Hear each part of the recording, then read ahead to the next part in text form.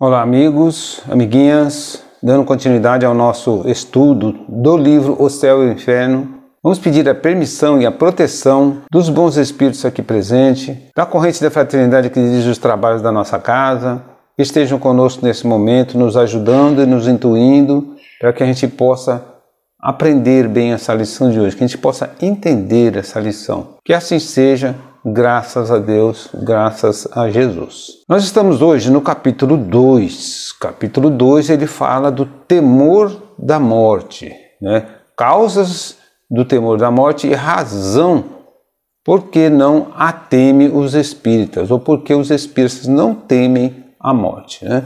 O meu aqui é na página 14. O meu tradutor é o Guilherme Ribeiro. Então vamos lá.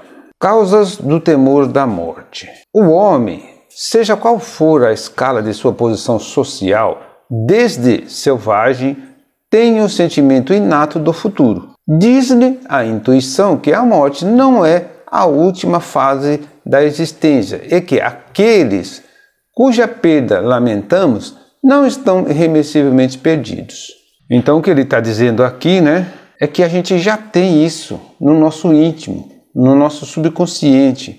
Isso já está lá. O sentimento da vida futura, todos nós, né, até o selvagem, como diz aqui, tem. E quando a gente perde alguém, na verdade, não está perdido. Não é uma coisa, perdeu para sempre. Não, perdeu, né, a companhia na vida física, mas continua ainda na vida espiritual. Continuando aqui, a crença da imortalidade é intuitiva e muito mais generalizada do que a do nada.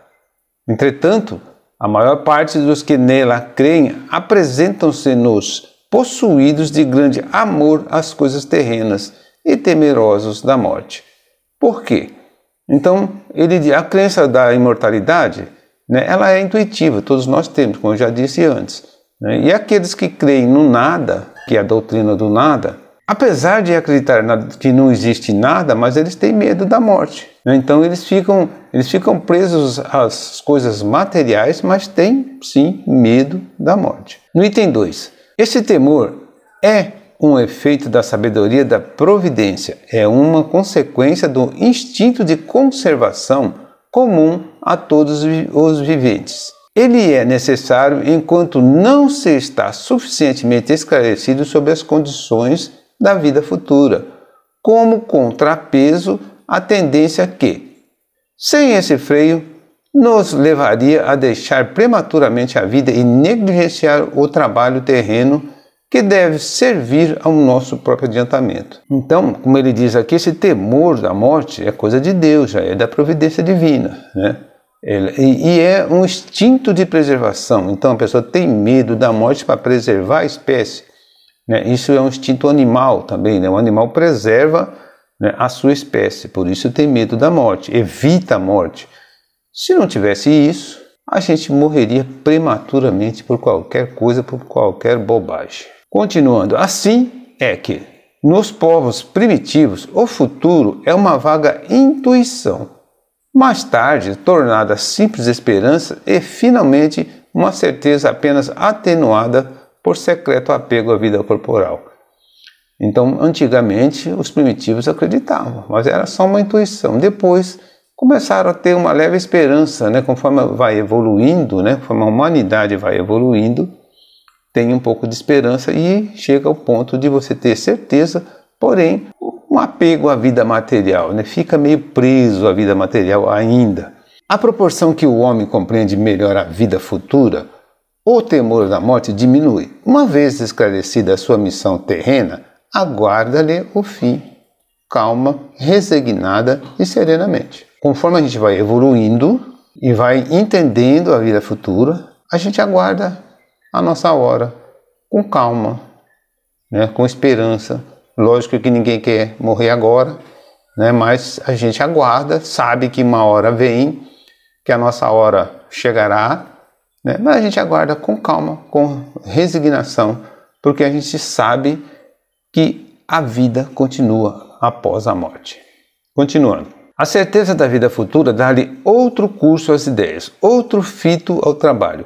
Antes dela, nada que não se prenda ao presente. Depois dela, tudo pelo futuro, sem desprezo do presente, porque sabe que aquele depende da boa ou da má direção deste. Então, a gente pensa muito, né, na vida futura, pensa, né, no nosso trabalho, lógico, né, a gente tem que dar atenção ao trabalho, e até esse trabalho, essas ideias, esse curso da ideia, como ele diz aqui, para que a gente possa evoluir.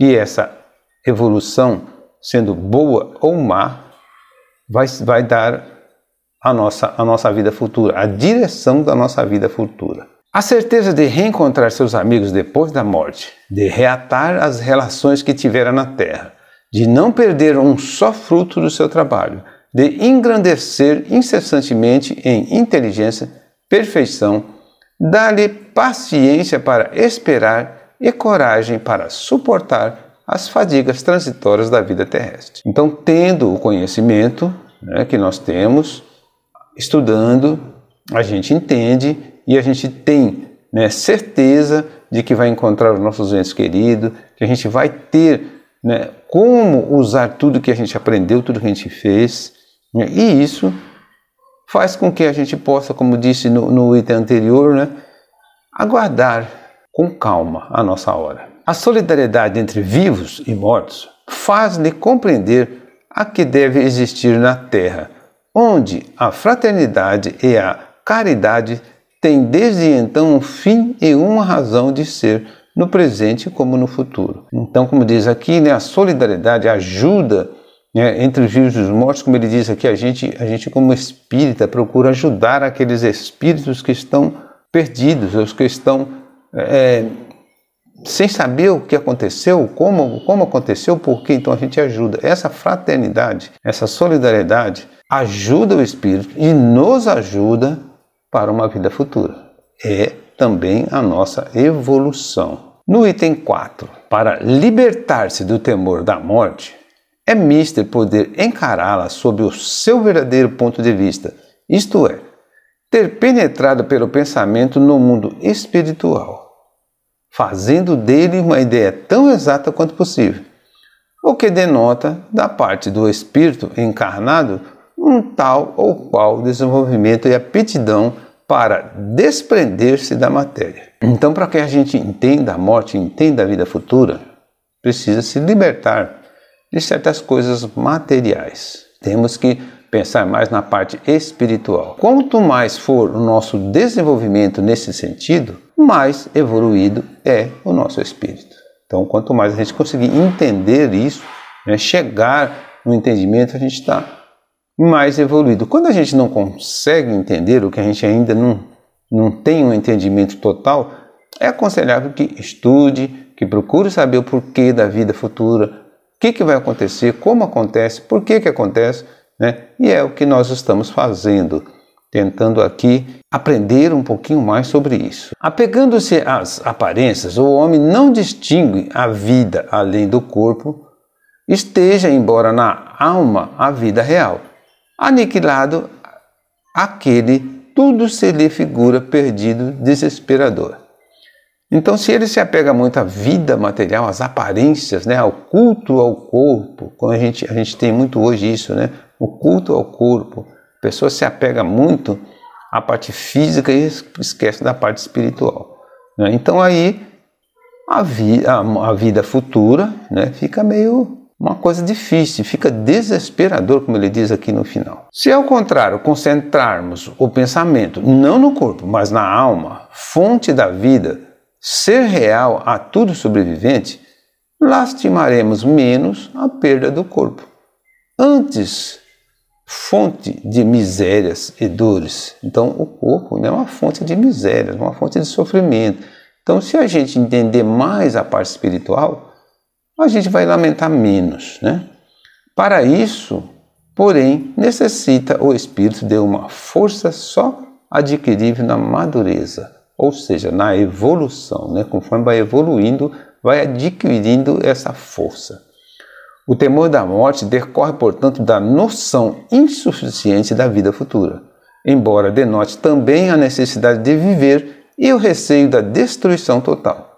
Igualmente, estimula secreto anseio pela sobrevivência da alma, velado ainda pela incerteza. Então, o temor da morte, né, é a falta de conhecimento da vida futura. Embora tenha, né, como a gente falou no item passado, né, a preservação da espécie, então o medo da morte por preservação da espécie, mas a maioria das vezes nós, mais civilizados, a gente tem medo da morte porque a gente não entende a vida futura. E isso estimula, né, as coisas erradas, pensando muito na incerteza. O que será que vai acontecer? O que vai acontecer depois da morte? Então essa incerteza na sobrevivência da alma. Então precisamos estudar e compreender esse ponto. Esse temor decresce à proporção que a certeza aumenta e desaparece quando esse temor decresce à proporção que a certeza aumenta e desaparece quando esta é completa. Então, quando é completa, né, a certeza, aí desaparece o temor da morte. Eis aí o lado providencial da questão. Ao homem não suficientemente esclarecido, cuja razão mal pudesse suportar a perspectiva muito positiva e sedutora de um futuro melhor, prudente seria não o deslumbrar com tal ideia, desde que por ela pudesse negligenciar o presente, necessário o seu adiantamento material e intelectual. Então Deus deixa essa questão aí para a gente, né? Mas quando a gente não é suficientemente esclarecido, a gente acha a vida atual sedutora, coisas da vida física sedutora, e aí a gente começa a querer esquecer a vida futura. A gente não quer ou não acha muito necessário entender a vida futura.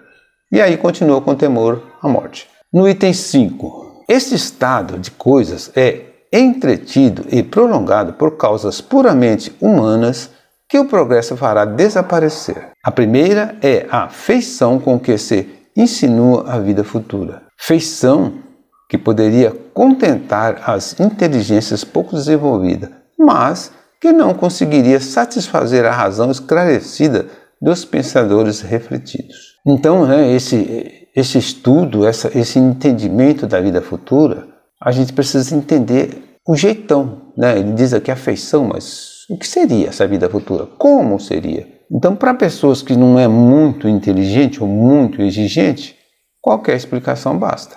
Porém, uma pessoa mais inteligente, uma pessoa mais pensativa, uma pessoa que contesta as coisas, né? Como a gente diz sempre, né? Que a doutrina espírita, ela é uma fé raciocinada. Então, se você raciocina, né, você quer saber o porquê do porquê. Então, como ele diz aqui, né, para essas pessoas esclarecidas e pensadores, tem que se refletir um pouquinho mais para explicar. Assim dizem estes: desde que nos apresentam como verdade absoluta princípios contestados pela lógica e pelos dados positivos da ciência, é que eles não são verdadeiros, não são verdades. É que eles não são verdades. Então, aqueles pouco esclarecidos, se você apresenta aí alguma coisa lógica, né, que não pode ser contestada pela ciência, eles aceitam. Aceita, porque se você apresenta uma coisa lógica, pronto, tá bom assim. Então, eles acreditam como o que era antes ou qualquer coisa antes não é verdade. Daí a incredulidade de uns e a crença dúbia de um grande número. Então essa explicação, vamos dizer assim, essa explicação não muito aprofundada, deixa dúvida. Eu acredito, mas acredita por quê? Porque eu não sei. Mas tem vida futura? Tem, mas como que é? Não sei. Então, quer dizer, deixa dúvida. Não é bem claro, não é uma explicação bem exata, né? E aí, como diz aqui, né, um grande número de pessoas que dizem que acredita, mas não acredita muito, fica meio duvidoso. A vida futura é-lhes uma ideia vaga, antes uma probabilidade do que certeza absoluta. Então é uma probabilidade e não certeza. Então continua uma ideia vaga. Acreditam, desejariam que assim fosse, mas, apesar disso, exclamam: se todavia assim não for, o presente é positivo ocupemos-nos dele primeiro, que o futuro, por sua vez, virá. Então, essa descrença faz com que as pessoas achem que pode ser assim. Mas e se não for? Então, vamos pensar mais no que está aqui, no que está feito, no que está na nossa frente, do que na vida futura. E isso, então, causa essa incerteza da vida futura. E depois, acrescenta divinamente, o que é a alma? Então, o que é a alma? Um ponto, um átomo, uma faísca, uma chama?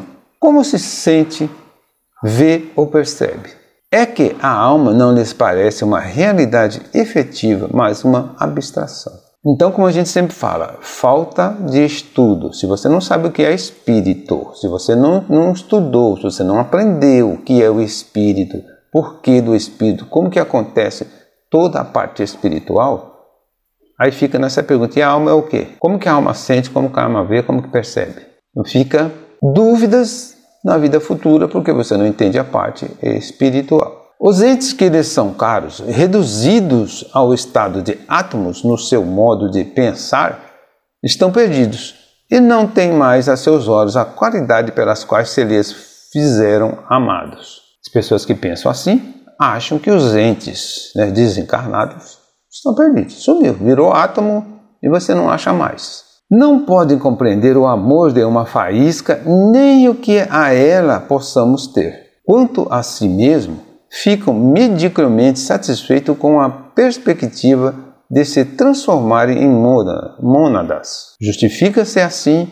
a preferência ao positivismo da vida terrestre, que algo possui de mais substancial. É considerável o número dos dominados por este pensamento. Então, se não entende, como eu disse, não entende o espírito, não entende a alma, não faz confusão, Para nós espíritas, alma e espírito tem uma diferença. Espírito com E maiúsculo, espírito com E minúsculo tem uma diferença. Por que do espírito? Por que é assim? Como que ele sobrevive? De onde que ele veio? De onde que ele partiu?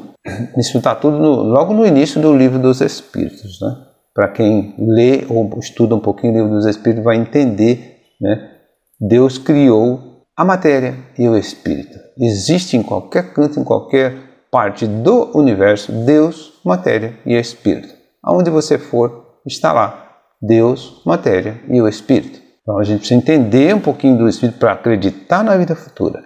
O espírito ele é imortal. Tudo isso a gente tem que entender. Então não vai virar átomo, não vai sumir, não vai virar poeira, não vai se juntar ao todo como nas aulas passadas. A gente tem que entender isso. Então as pessoas, como diz aqui, há um grande número de pessoas que pensam assim. Pensam porque não querem se dar ao trabalho de estudar. Pensam porque não querem se dar ao trabalho de pesquisar, procurar aonde possa ter uma informação mais correta. As informações de Kardec são, como a gente diz sempre, baseadas nas respostas dos espíritos, porém, Kardec comparou isso cientificamente. Então, tudo está comparado com a ciência. Kardec diz, se um dia a ciência provar o contrário, fiquem com a ciência, porque tudo o que ele diz é provado cientificamente. Então nós temos que acreditar na vida futura para poder deixarmos esse temor da morte. Agradeço a atenção de todos. Encerramos aqui a nossa aula de hoje, na primeira parte do capítulo 2. Na semana que vem, continuamos com o capítulo 2, Temor da Morte. Que Jesus nos abençoe.